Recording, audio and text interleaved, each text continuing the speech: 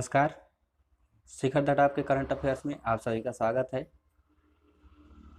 आज का current affairs का वीडियो पिछले दिन के अभ्यास प्रश्न से देखते हैं। पिछले दिन का हमारा अभ्यास प्रश्न था, हाल ही में लालाजी टंडन का 85 वर्ष की उम्र में निधन हो गया, वे वर्तमान में किस राज्य के राज्यपाल थे? तो इस प्रश्न का उत्तर था मध्य प्रदेश। अब आज के करंट अफेयर्स के प्रश्नों को देखते हैं।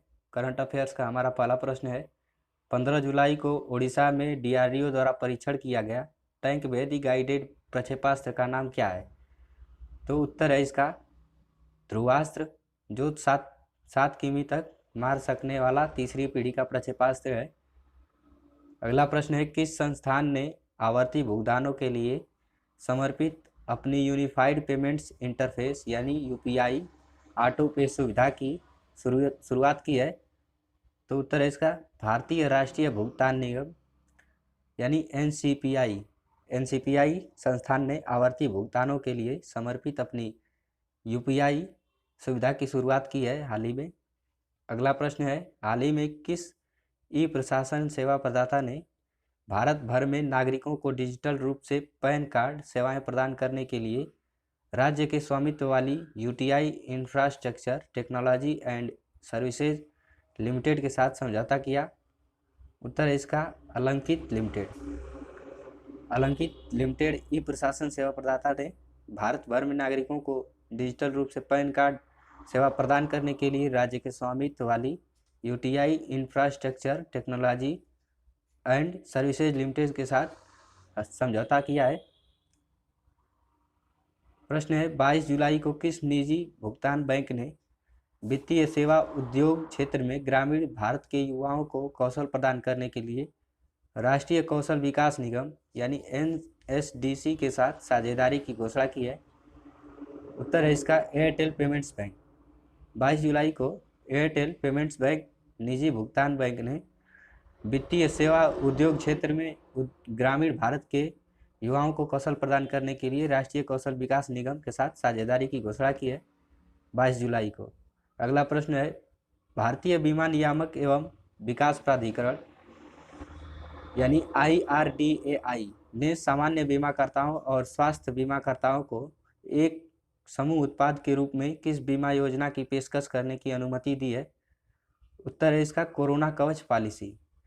कोरोना कवच पॉलिसी बीमा योजना की पेशकश करने की अनुमति दी है भारतीय बीमा नियामक एवं विकास प्राधिकरण ने सामान्य बीमाकर्ताओं और स्वास्थ्य बीमाकर्ताओं को एक समूह के रूप में। प्रश्न है, भारत का पहला एक्सचेंज जो एग्री डेरिवेटिव क्षेत्र में ऑप्शंस इन गुड्स कॉन्ट्रैक्ट प्रस्तुत करेगा? उत्तर है इसका national commodity and derivative exchange यानी NCDEX 27 जुलाई से रेपसीड गेहूं और मक्का के लिए। ठीक है। प्रश्न है, दक्षिण कोरिया का पहला सैन्य संचार उपग्रह का नाम क्या है?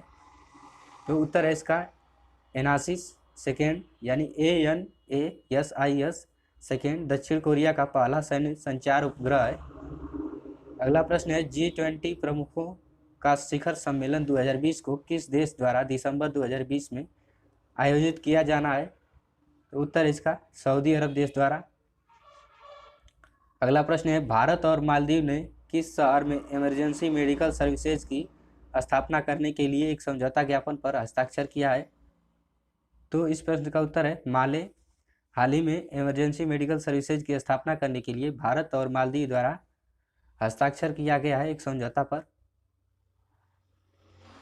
अगला प्रश्न है, हाल ही में किस देश ने पहली बार 3D प्रिंटिंग प्रौद्योगिकी द्वारा बनाए गए MGTD-20 गैस टरबाइन इंजन के उड़ान परीक्षण किए? तो उत्तर है इसका रूस। रूस देश ने पहली बार 3D प्रिंटिंग प्रौद्योगिकी द्वारा बनाए गए MGTD-20 गैस टरबाइन इंजन के उड़ान का परीक्षण किया। अगला प्रश्न है, किस भारतीय जल क्षेत्र में मछली पकड़ने वाले और व्यापारी जहाज़ों के संचालन मार्गों को नौवहन मंत्रालय द्वारा अलग किया गया है? उत्तर है इसका दक्षिण पश्चिम भारतीय जल। दक्षिण पश्चिम भारतीय जल क्षेत्र में मछली पकड़ने वाले और व्यापारी जहाज़ों के संचालन मार्गों को नौवहन मंत्रालय ने अलग किया। अगला प्रश्न है, भारत का पहला पूरी तरह से संपर्क रहित विमानपत्तन कार पार्किंग कहाँ है? उत्तर इसका हैदराबाद अंतर्राष्ट्रीय हवाई अड्डा। हैदराबाद अंतर्राष्ट्रीय हवाई अड्डा भारत का पहला पूरी तरह से संपर्क रहित विमानपत्तन कार पार्किंग है। अगला प्रश्न है, किस राज्य में स्थित स्वदेशी रूप से बनाए गए 700 MWE क्षमता का काकरापार परमाणु ऊर्जा संयंत्र 3 को शुरू किया गया? उत्तर इसका गुजरात राज्य में स्थित स्वदेशी रूप से बनाया गया 700 MWE क्षमता का काकरापार परमाणु संयंत्र 3 शुरू किया गया। अगला प्रश्न है, 23 जुलाई को प्रधानमंत्री नरेंद्र मोदी किस स्थान पर जलापूर्ति परियोजना का शिलान्यास करेंगे? तो उत्तर इसका मणिपुर। प्रधानमंत्री नरेंद्र मोदी मणिपुर में 23 जुलाई को जलापूर्ति परियोजना का शिलान्यास करेंगे। अगला प्रश्न है, राष्ट्रीय शिक्षा अनुसंधान एवं प्रशिक्षण परिषद यानी NCERT द्वारा कक्षा 12 की राजनीति विज्ञान की पाठ्यपुस्तक में जोड़ा गया नया अध्याय का नाम क्या है? तो उत्तर इसका अनुच्छेद 370 को निरस्त करना, जो जम्मू कश्मीर अलगाववादी राजनीति प्रकरण की जगह है। अनुच्छेद 370 को निरस्त करना ये NCERT द्वारा कक्षा 12 की राजनीति विज्ञान में जोड़ा गया नया अध्याय है। अगला प्रश्न है, 23 जुलाई को केंद्रीय गृह मंत्री अमित शाह 10 राज्यों के 38 जिलों में वृक्षरोपण अभियान का आरंभ करेंगे। यह किस मंत्रालय द्वारा आयोजित किया गया? उत्तर है इसका कोयला मंत्रालय। कोयला मंत्रालय द्वारा यह आयोजित किया गया। अमित शाह 10 राज्यों के 38 जिलों में वृक्षारोपण अभियान का आरंभ करेंगे 23 जुलाई को। अगला प्रश्न है, 1 अगस्त के बाद हिंदुस्तान जिंक कंपनी के नए मुख्य कार्यकारी अधिकारी के रूप में किसे नियुक्त किया गया है? तो उत्तर है इसका अरुण मिश्रा। ये सुनील दुग्गल की जगह लेंगे, जो 1 अगस्त के बाद हिंदुस्तान जिंक कंपनी के नए मुख्य कार्यकारी अधिकारी के रूप में नियुक्त किए गए हैं अरुण मिश्रा।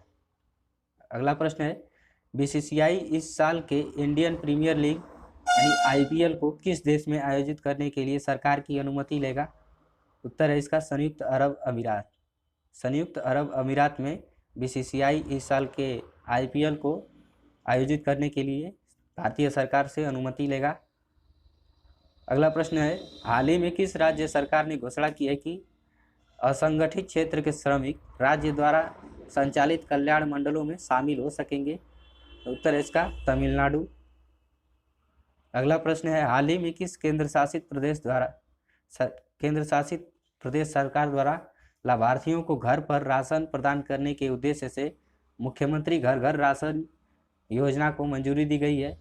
उत्तर है इसका दिल्ली केंद्र शासित प्रदेश सरकार द्वारा लाभार्थियों को घर घर राशन प्रदान करने के उद्देश्य से मुख्यमंत्री घर घर राशन योजना को मंजूरी दे दी गई है। अगला प्रश्न है, राजस्थान मंत्रिमंडल द्वारा स्वीकृत योजना कौन सी है जिसके तहत सभी स्वीकृतियों को सुगम बनाकर निवेश और क्षमता विस्तार प्रस्तावों को तेजी से मंजूरी दी गई? तो उत्तर है इसका वन स्टॉप शॉप योजना। अगला प्रश्न है, चंडीगढ़ स्थित DRDO के TBRL प्रयोगशाला द्वारा स्वदेशी रूप से विकसित ड्रोन का नाम क्या है? उत्तर है इसका भारत। आवाज के करंट अफेयर्स से संबंधित सामान्य ज्ञान के प्रश्नों को देखते हैं। पहला प्रश्न है, भारतीय राष्ट्रीय भुगतान निगम यानी NCPI की स्थापना कब हुई और इसका मुख्यालय कहाँ है? तो NCPI की स्थापना वर्ष 2008 में हुई और इसका मुख्यालय मुंबई में है। अगला प्रश्न है, यूनिट ट्रस्ट ऑफ इंडिया यानी UTI की स्थापना कब हुई और इसका मुख्यालय कहाँ है? तो उत्तर इसका UTI की स्थापना वर्ष 1964 में हुई और इसका मुख्यालय मुंबई में है। अगला प्रश्न है, national commodity and derivatives exchange यानी NCDEX की स्थापना कब हुई और इसका मुख्यालय कहाँ है? तो NCDEX की स्थापना वर्ष 2003 में 15 दिसंबर को हुई और इसका मुख्यालय मुंबई में है। अगला प्रश्न है, दक्षिण कोरिया की राजधानियाँ कहाँ है और इसकी मुद्रा क्या है? तो दक्षिण कोरिया की राजधानियाँ 2 हैं, जो सियोल हैं और सेजोंग शहर है। सियोल और सेजोंग शहर। और दक्षिण कोरिया की मुद्रा दक्षिण कोरियाई वोन है। दक्षिण कोरियाई वोन। अगला प्रश्न है, राष्ट्रीय शिक्षा अनुसंधान एवं प्रशिक्षण परिषद यानी NCERT की स्थापना कब हुई और इसका मुख्यालय कहाँ है? तो NCERT की स्थापना 1 सितंबर 1961 को हुई और इसका मुख्यालय नई दिल्ली में है। एनसीईआरटी का मुख्यालय नई दिल्ली में है। प्रश्न है, भारतीय क्रिकेट नियंत्रण मंडल यानी बीसीसीआई की स्थापना कब हुई और इसका मुख्यालय कहाँ है? तो भारतीय क्रिकेट नियंत्रण मंडल की स्थापना 1 दिसंबर 1928 को हुई और बीसीसीआई का मुख्यालय मुंबई में है।